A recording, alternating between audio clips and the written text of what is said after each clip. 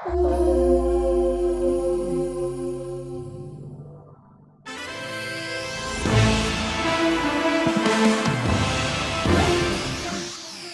everybody, welcome back to Southpaws, the show for leftists who love sports. As always, I am your host, Adam.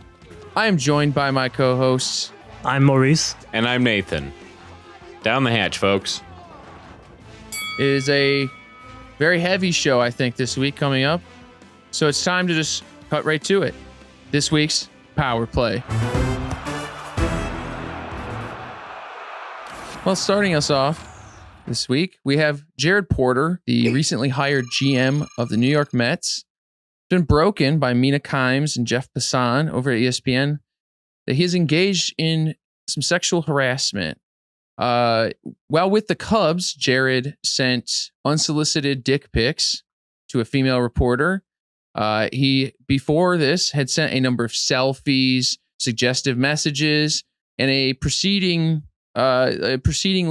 increasing amount of suggestive images.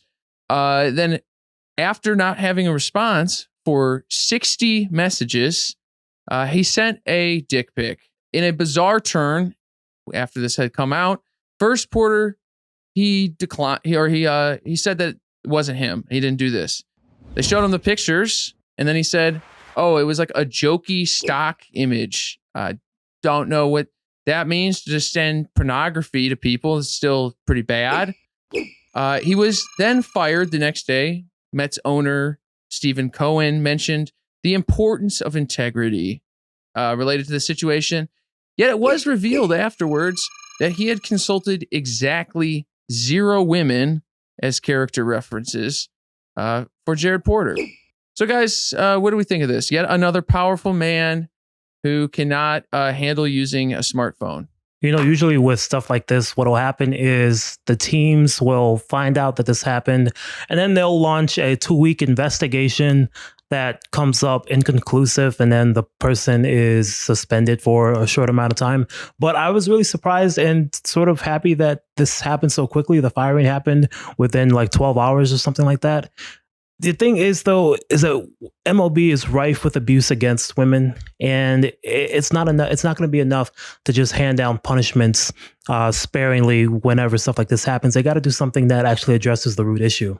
Not just the MLB. I mean, look up the Washington football team this year. But so I didn't know about this guy, and I was doing my research on this, and I was like, okay, who is this guy? And the article had said all of these things happened while he was employed by the Chicago Cubs. God damn it. Every time.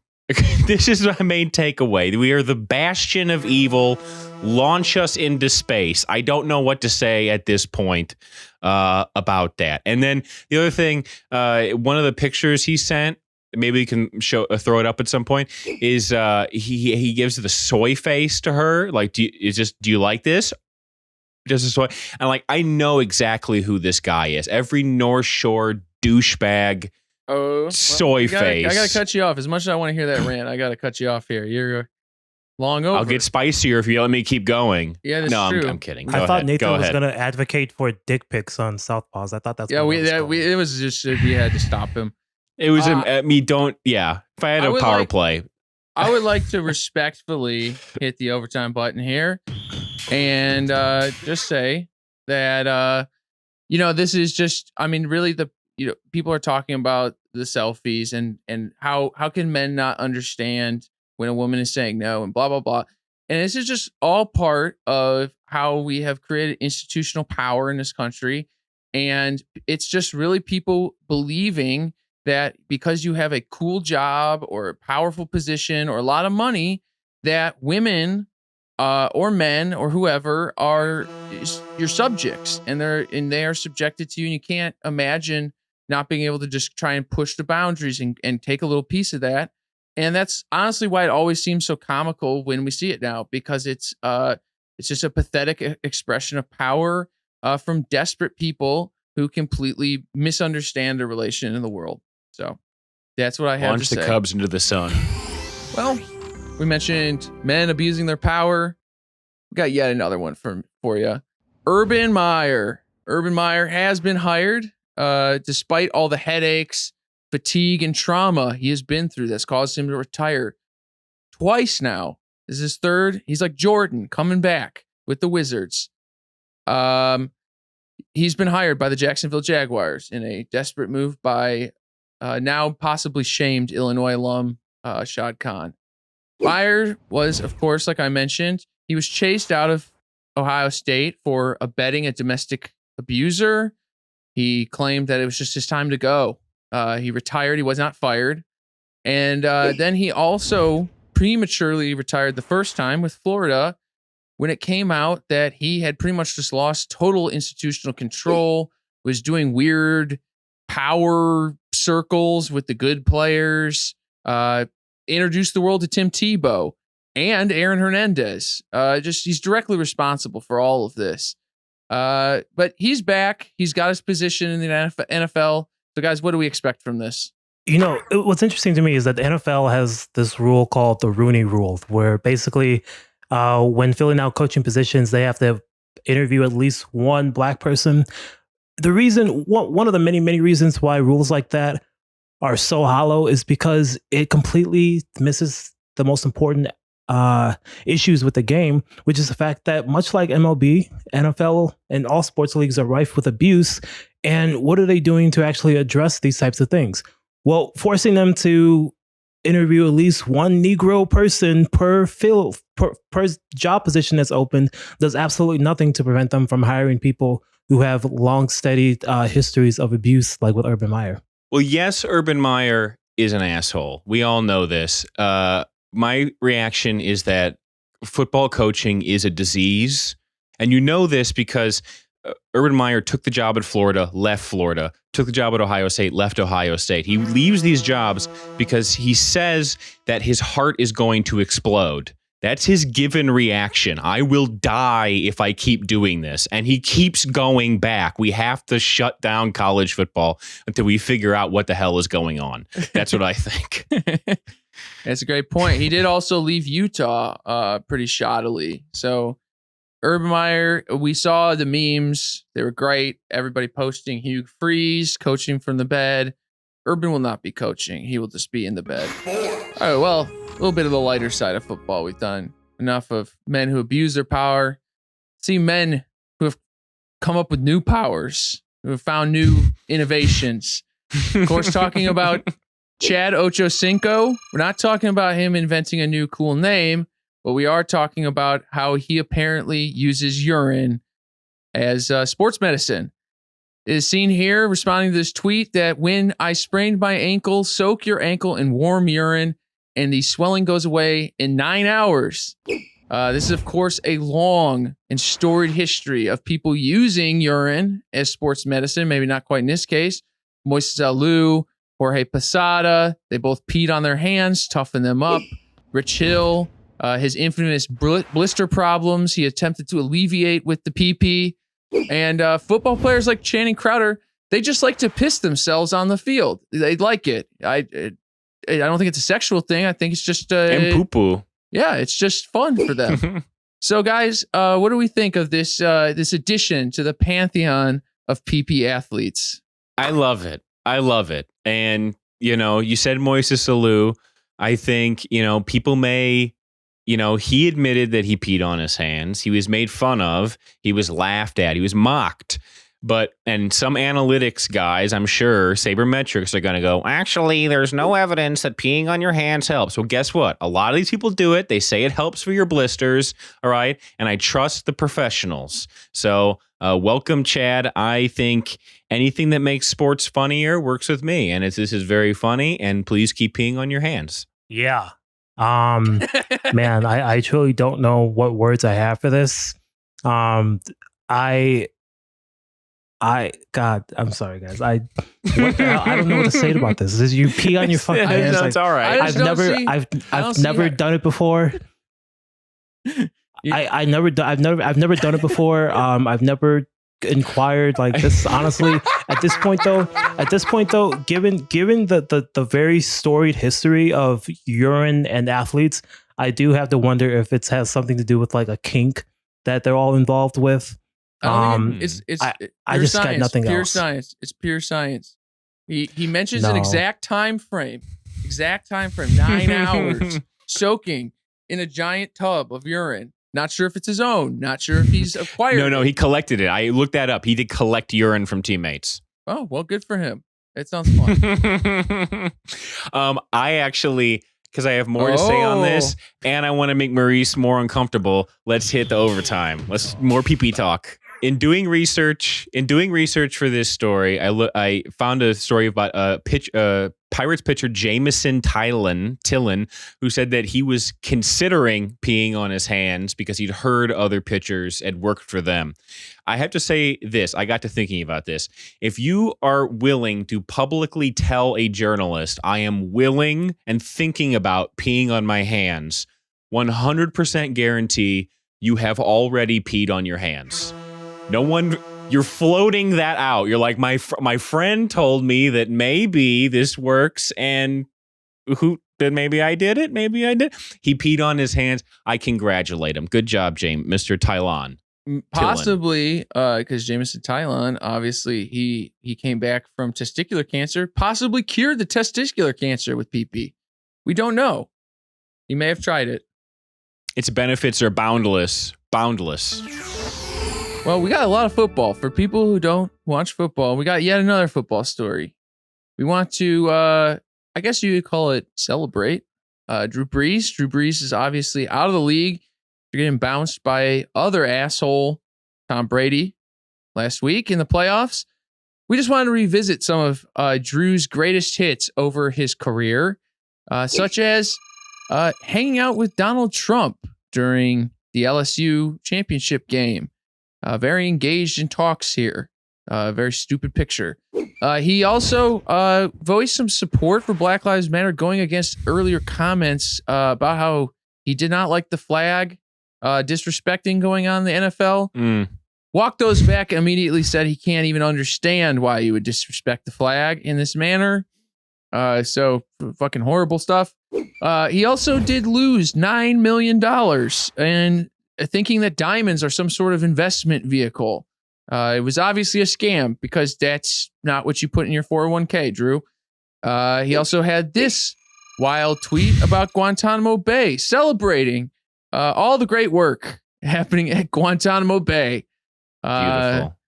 And then, of course, who could forget how he promoted a pyramid scheme for energy drinks and diet pills that was later taken down by the feds. So, guys, what do we want to remember on this great day of Drew Brees no longer being in the public eye? I really think that the way he's going out is got to be the best part of all this. The fact that him and Trump, this is all happening at the same time, just as Trump is getting ousted, he's on his way out as well. I think it's perfect timing. And I appreciate Drew Brees at least for doing that. I do think, though, besides this week, what's going to be my favorite moment is the flag thing. The fact that he made the comments initially and then immediately walked it back, but didn't walk it back, just kind of doubled down on it. I just felt was like, just this shit is so ingrained with these guys. I love it. Beautiful. I'm trolling, but my reaction is he's a loser, baby. I did my research on Drew Brees. Since he won the Super Bowl, he is 5-6 in the playoffs, even though he had 13-3 teams. His name should be in the annals with Peyton Manning for loser playoff QBs. And the only reason he won a Super Bowl in 2010 is because he was facing who? Peyton Manning. You're one peg above Peyton Manning as far as dog shit playoff quarterbacks. Take that, Drew Brees. Also, you're a bad person, but also you're a loser. I know I mentioned that we would no longer be seeing Drew, but allegedly he's priming his way to come into office. So we're going to have a compiler in chief. All right, enough of this football talk. No more football talk. On to America's pastime. We are talking about Doug Glanville. Doug Glanville, he's a former player, current baseball analyst on ESPN. He penned a piece for ESPN this week, saying despite checking all the boxes, he did, of course, have to throw in the Ivy League education, which, I guess can't shut up about it if you got one. Anyways, he is saying that he is not currently pursuing any baseball operations jobs, despite feeling like he would be pretty good at it and could have a shot, and has interviewed in the past. His reasons for this, he cites as his responsibilities as a black father in America, needing to be there for his children during this tumultuous time in their lives, their early teens. He has some experience with racist hiring practices in his experience with the Tampa Bay Rays. And also, he has seen the treatment of black managers like Dusty Baker in the past. So, guys, what did we think of Doug's reasons for this? It's a very interesting perspective. We haven't seen someone say why they don't want a job before like this.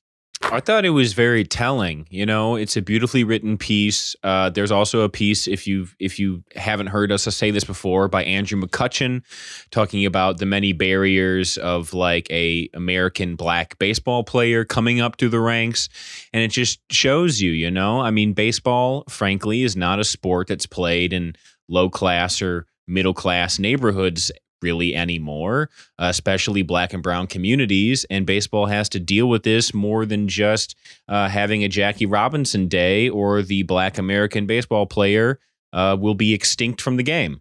That's the facts. Once we're talking about them at the major league level of trying to make changes to have more black coaches, more black folks in executive positions, it's already too late. Once we're talking about the major league level, this stuff has to start at a cultural level. It has to start, when these guys are really, really young. If you want to get more black folks involved in the game. But I'm going to take overtime here as well, because I see that clock winding down. Respectful of the rules of the game. You know, again, it's the whole diversity thing. I think what's missing from the conversation is what Doug Glanville touches on here. And that's, why would people want to do these jobs in the first place? If I'm black, why would I want a managerial position? If I'm a woman, why would I want to work in this culture within baseball and within sports in general that is so racist, that it's so misogynist at every structural level? Like, it's not only is it systemically keeping people out, but the very culture and the foundations of these sports is making it so that people, I don't think that they have no moral or emotional incentive to do these jobs in the first place. That's very well said. All right. Well, Joe Biden may be the president. He may be safe to not think about the president anymore. You know, we don't have, it's so great to just not think about these things now that racism has ended. But we have to still revisit. We have to revisit the Capitol insurrection because it's come out that former Olympic swimmer Klaas Keller has been arrested for his participation in the riots. He apparently has been in a spiral following the Beijing Games. He was divorced. He was tossed out into a cruel world for swimmers after the Olympics. And his social media posts apparently have kind of shown this spiral into MAGAism, right-wing conspiracy thinking, and white supremacy. So, of course, this seems like a very cut and dry story to us on Southpaws, but not to the national media. The national media, of course, views this as a tragic mistake by a great American. He's been cast off by swimming culture, possibly ex-wives. Who knows? Much is made of his tearful apologies to America in the form of his swimming coach. So, guys, what do we think of this horse shit? Well, like you said, you know, he's had some difficulty, so like I'm not gonna pile on him too much. I mean, he was homeless for a long time. I'm not whatever, but like he doesn't need too much trashing, you know, to kicking a dead horse, so and so.